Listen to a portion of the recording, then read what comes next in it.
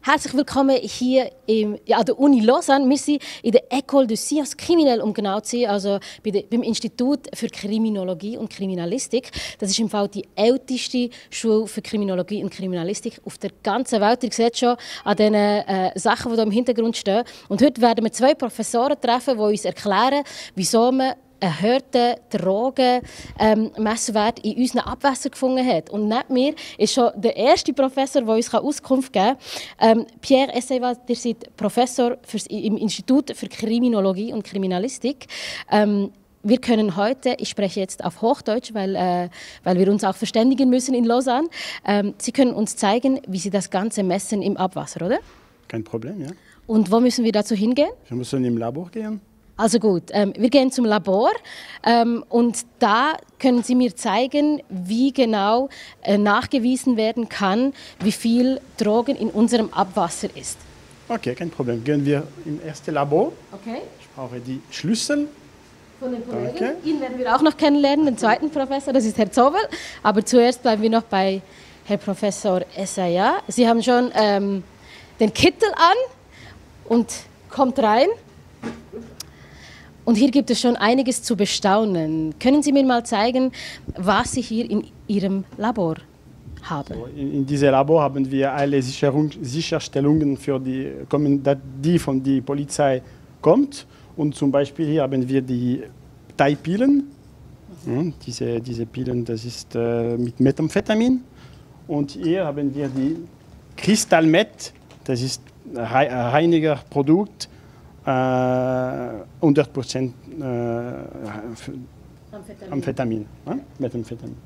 Und danach haben wir auch die Analyse gemacht. Und wollen Sie, dass wir machen die Präparation? Oder? Ja, wir schauen eins nach dem anderen an. Sie haben diese Thai-Pillen erwähnt. Können Sie mal das kurz öffnen? Ja, genau. Ich nehme mal hier so eine Pille raus, dass es unsere Zuschauer auch ein bisschen genauer anschauen können. Die ist sehr klein. Wie viel Milligramm ist das? Das ist 100 Milligramm und es gibt 20 Milligramm Methamphetamin. Und was bewirkt dieser Wirkstoff, was in diesen Thai-Pillen drin ist? Und warum heißen die eigentlich Thai-Pillen? Weil wir glauben, dass sie kommen von Thailand. Sie sind gemacht in Thailand. Und auch sie kommen in der Schweiz in Thai-Massage-Salon. Also, aber jetzt haben wir mehr diese Kristalle. Es ist noch spannend, dass es aus Thailand kommt und ich habe vorhin schon dran gerochen. Es schmeckt nach Vanille. Also man könnte meinen, das ist eine Süßigkeit, aber Finger weg, das sind Drogen. Ja, genau, das sind Drogen, ja. Ja. Sie haben gesagt, jetzt kommt mehr von diesem Stoff. Ist jetzt der Breaking Bad in? Ist das der Grund, warum das kommt? Das ist die Breaking Bad Droge. Ja. Tatsächlich? Ja, ja. Und warum ist diese Droge speziell gefährlich? Weil man wird ja praktisch zum Zombie. Jetzt 100% Reinigkeit und das ist nicht so stark. Ja? Okay. Wie viel Prozent ist da drin? 20%. Und da ist 100% Amphetamin drin? Genau, ja. Es gibt kein Schnittmittel in dieser da. Okay. Was passiert mit dem Körper, wenn man so etwas konsumiert? Was passiert? So, auf Französisch? Yeah. Versuchen Sie es auf Französisch, ich übersetze das gerne. Okay. Donc il y a la consommation et le corps va le métaboliser. Et après, il va l'éliminer. Et cette élimination, elle va se passer par l'urine dans les toilettes. Et on va retrouver après les traces de la consommation à la station d'épuration. Ah, okay. Also man nimmt die Methamphetamin ein, das tut nachher recht für unseren Körper zerstören, geht nachher durch den Urin oder durch die Ausscheidungen wieder in unser Abwasser und genau wegen dem kann man es nachher im Abwasser auch messen, wie viel Drogen in der Schweiz zum Beispiel konsumiert werden. Haben Sie das richtig verstanden? Genau. Ah, sehr, sehr spannend. Und wie machen Sie das genau? Können Sie mir das zeigen? Ja. Wir gehen in ein anderes Labor. Aber bevor wir ins andere Labor wechseln, was passiert eigentlich hier, wenn wir das ein bisschen... Es ist zu spannend, ich kann nicht einfach weglaufen. Ich sehe hier ein drehendes Rad, Computer, Geräte. Wofür ist das alles? Was messen Sie hier? Alors ici, on analyse les saisies qui proviennent de police. Et puis l'idée, c'est de déterminer la pureté du produit, quel produit on a. Et puis, donc, pour faire un rapport pour les procureurs. Okay, also Sie erhalten die Aufträge von der Polizei, Sie sind zuständig für das ganze Welschland. Alles, was mit Drogen zu tun hat, landet hier in diesem Labor. Sie kontrollieren, wie rein ein Produkt ist und geben dann Rapport an, welches Produkt es ist und welchen Reinheitsgehalt es hat und rapportieren das dann an die Polizei. Für die Polizei. Kommen da wirklich kiloweise, also das muss ja extrem viel wert sein. Wenn man Breaking Bad schaut und diesen Sack sieht, weiß man, damit kann man viel Kohle machen, wenn man das jetzt mitgehen lassen würde. Wie viel ist so ein Sack Amphetamin wert? Wissen Sie das ungefähr? Oder überfrage ich Sie jetzt? Ich glaube, c'est 100 Francs le gramme. Hein? 100 à 200 Francs le gramme. Ça dépend de la pureté. 200 Franken pro Gramm und wir hatten hier vielleicht ein halbes Kilo. Ein halbes Kilo hier. Ein halbes Kilo hier. Also ihr könnt das selber ausrechnen. Wahnsinn, wie viel sowas wert ist. Sie sind noch nie in Versuchung geraten, etwas zu stehlen. Gut, also wir machen hier nicht einen auf Breaking Bad. Wir bleiben hier professionell im weißen Kittel. Er ist schließlich Professor. Wir gehen jetzt schauen, wie das funktioniert, wie man das Abwasser messen kann und schauen kann, wie viel Drogen in unserem Abwasser ist. Wir gehen weiter. Vielen Dank, Herr Zobel, fürs Türaufhalten. Wir gehen hier eine Tür weiter. Müssen wir noch eine Tür oder sind wir hier richtig? Eine Tür weiter. Sehr gut. Unsere Kamerafrau muss schnell reagieren, weil sie nicht weiß, ist es die Tür 1, 2, 3 oder doch 4? 3. Die Tür 3. Ja, letzte Chance und dann ist vorbei. Marathon für unsere Kamerafrau. Auch nicht? Nicht diese da. Sie haben auch Humor. Diese da. Das ist ja die letzte Türe, das waren 7 Türen, aber ist okay, wir gehen jetzt schauen und dann lernen wir etwas dazu. So, also alle Labors sind etwa gleich groß hier auf diesem Stockwerk und jetzt wird es spannend. Wie finden wir heraus, wie viel Drogen es in unserem Abwasser hat? Und dazu brauchen Sie diese Utensilien, die Sie hier am Boden haben. Donc l'idée, c'est de faire le prélèvement à la station d'épuration et puis de faire des prélèvements réguliers pour avoir une idée de ce qui a été consommé en une journée dans la région lausannoise, par exemple. Also Sie gehen an die Kläranlage, Sie machen Stichproben, alle Stunde zum Beispiel wird so ein Behälter dann eingefüllt und dann kann man überprüfen, wie viel Drogen es hat, zum Beispiel jetzt in Lausanne oder wo auch immer. Exactement. Genau. Et puis l'idée, c'est de voir quel type de stupéfiants, de drogue ont été consommés et puis on peut déterminer aussi la quantité qui a été consommée, donc le volume. Wie findet man das da raus, wie viel Quantität es drin hat? Also Sie werden prüfen, welche Droge es ist und wie viel Drogen es im Abwasser hat. Wie findet das man raus mit Stichproben? Ist noch schwierig, oder? Ça va, pas trop. Non, l'idée, c'est qu'on a une idée de la quantité que l'on retrouve là-dedans, dans l'échantillon qu'on a fait, et puis on sait la quantité d'eau qui est arrivée à la station d'épuration.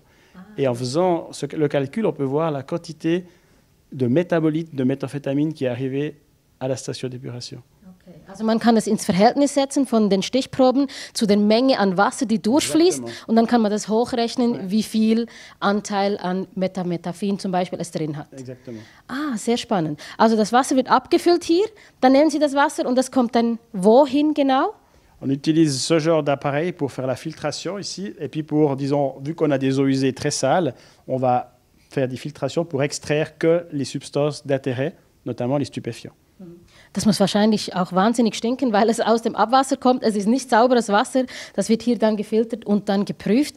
Riecht das streng, wenn Sie diese Flaschen öffnen? Un petit peu, ouais. Das glaube ich schon. Also das Wasser wird dann hier geprüft und danach wissen Sie schon die Resultate? Non, on doit passer à l'analytique, autre laboratoire. Aha, dann muss man noch in ein weiteres Labor gehen, in die Analytik und da gehen wir jetzt hin. Und das ist hoffentlich nicht so ein langer Weg. Das schaffen wir ein bisschen schneller. Die Tür Nummer 4. Sehr gut. Gehen wir rein.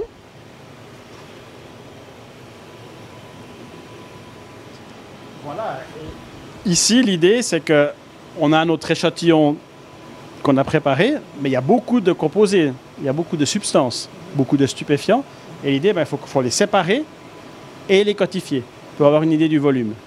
Also es gibt verschiedene Substanzen, die in diese Reagenzgläser dann abgefüllt werden. Und hier bei diesem Gerät kann man dann diese auseinanderhalten, also unterscheiden und dann auch quantifizieren, wie viel es von der jeweiligen Substanz drin hat. Das passiert in diesem blauen Gerät, ist das richtig?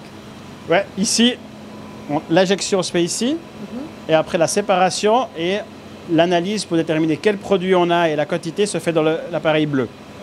Also hier kommt es rein, hier wird es dann identifiziert quasi und hier dann nochmal quantifiziert, um anzuschauen. Plus ou moins, ouais. Mehr oder weniger. So gut ist mein Französisch halt. Non, mais c'est parfait, c'est bien. Perfekt, danke vielmals für diese Aussage.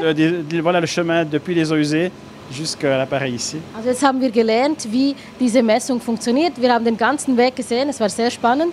Und jetzt werden wir noch mit Professor Zobel sprechen, der uns nochmal Auskunft geben kann, warum es in Biel und Neuenburg extrem hohe Werte an Methamphetamin hat. Wir gehen zu Herrn Zobel, was ein bisschen ruhiger ist. Hallo, Herr Professor. Hallo. Wir gehen am besten ein bisschen nach vorne und dann können wir wieder vorne ein bisschen sprechen, oder? Gerne. Sehr gut. Also, wir laufen mit der Kamera einfach direkt weiter. Sie sind hier Professor an Uni Lausanne. Nee, ich bin Vizedirektor von Sucht Schweiz und arbeite viel mit Pierre Essewa, weil wir machen verschiedene Studien über den Drogenmarkt in der Schweiz und hier im Kanton Waadt. Also Sie arbeiten eng zusammen. Genau, ich kümmere mich mehr um Umfragen, um also Gesundheitsdaten und er mehr über die Kriminalistik und über diese Abwassermessungen. Über diese Abwassermessungen habe ich erfahren, dass man extrem hohe Werte vor allem in Biel und vor allem auch in Neuenburg gefunden hat. Haben Sie eine Erklärung dafür, warum es gerade in diesen Städten so viele Drogen hat? Das ist eine lange Geschichte. Vor etwa 20 Jahren ist Methamphetamin in die Schweiz gekommen über diese thailändische Massagesalons. Und es gab zu dieser Zeit ziemlich viele in der Region Biel und Neuchâtel. Und mehrere Schweizer haben sich dann auch verheiratet mit Frauen aus Thailand, aus dieser Gegend. Und da hat es irgendwie angefangen mit einer Art von Kleinmarkt von Methamphetamin, der immer größer geworden ist und der geblieben ist. Und das ist nicht der Fall in den anderen Städten in der Schweiz. In Genf oder Lausanne gibt es fast kein Methamphetamin. Also es hat wirklich eine direkte Verbindung dann auch zu Thailand, wenn ich das verstanden habe. Und dann sprechen wir eben von diesen Thai-Pillen, diese rosaroten Pillen, die wir zu Beginn gesehen haben, die auch eben nach Vanille dann riechen. Ich glaube, wir stellen nochmal hier kurz hin, von der historischen Seite her, von der Uni, weil die gibt es ja schon ziemlich lange. Eben nochmal zurück, um auf diese Substanzen zu kommen. Das ist ja nicht die einzige Substanz, die Sie untersuchen. Von der Kriminalpolizei hatten Sie viele verschiedene Aufträge.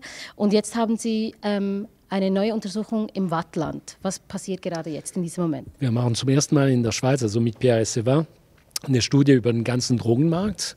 Und haben jetzt angefangen mit Heroin, den Heroinmarkt. Also wir haben jetzt quantifiziert, wie groß er ist, wie viel Geld dahinter steht, wie er organisiert ist, welche Produkte, zu welchem Preis man kaufen kann im Markt. Jetzt dieses Jahr machen wir Stimulantien, also Kokain, Ecstasy, Amphetamin, Methamphetamin. Im letzten Jahr machen wir dann noch Cannabis. Das sind einzigartige Studien, weil zum ersten Mal bringt man alle Informationen, die es gibt, zusammen. Das heißt, vom Wissen der Polizei, wir interviewen auch Drogenkonsumierende, die uns erklären, wie sie an die Droge kommen und diese ganzen chemischen Analysen, die Sie jetzt gerade gesehen haben. Und das alles wird zusammengetragen, um zu erklären, wie eigentlich dieser Markt funktioniert. Das klingt für mich sehr sinnvoll und auch im großen Interesse von Politik und der Polizei natürlich auch.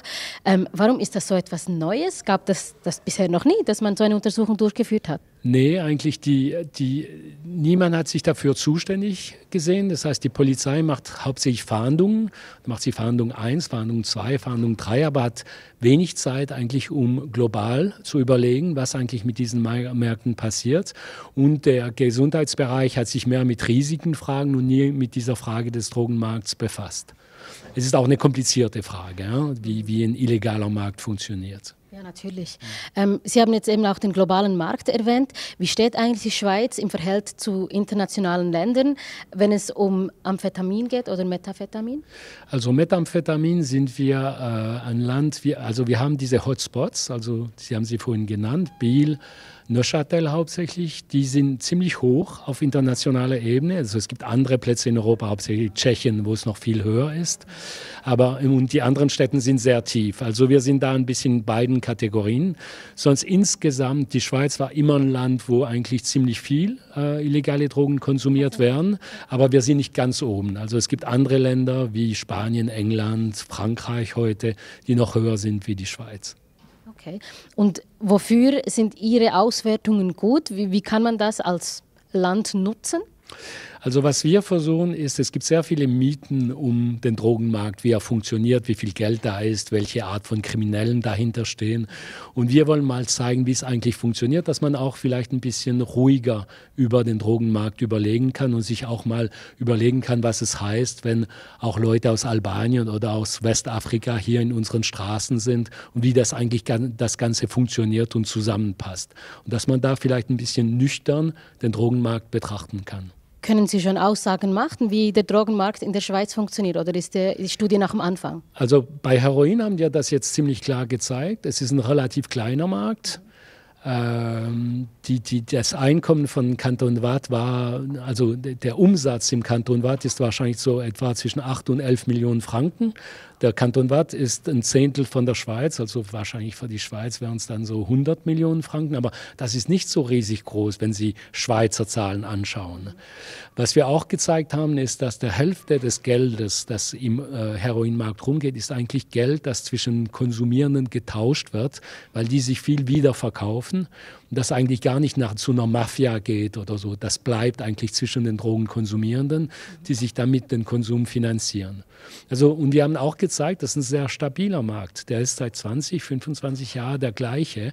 Der ändert sich nicht dauernd, wie man manchmal das Gefühl hat, sondern das ist sehr stabil. Wow, es ist sehr, sehr spannend, was Sie zu erzählen haben. Ich könnte noch stundenlang fragen, aber als Abschlussfrage vielleicht noch, welche Droge wird in der Schweiz am meisten konsumiert? Cannabis eindeutig. Also das ist ganz, ganz oben. Und bei den nächsten Drogen dahinter ist wahrscheinlich heutzutage Kokain die Droge, die am meisten konsumiert. Aber Cannabis ist in einer anderen Kategorie wie alle anderen. Okay, also es ist sehr, sehr spannend, wie ich gefunden habe. Wie hast du diesen Beitrag gefunden? Schreib es unten in die Kommentare. Vielen Dank, Herr Zobo.